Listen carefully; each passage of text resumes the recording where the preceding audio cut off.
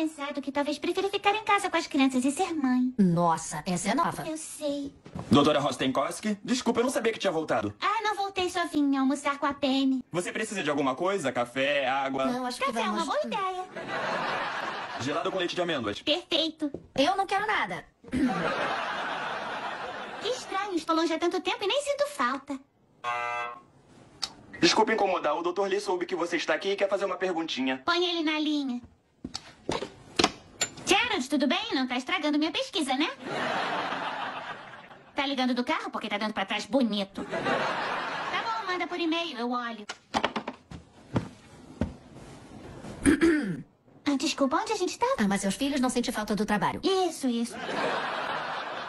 Não tem nada no mundo como segurar um bebê dormindo, sabendo que você faz ele se sentir seguro. Ah, ótimo, trouxe os biscoitinhos que eu gosto.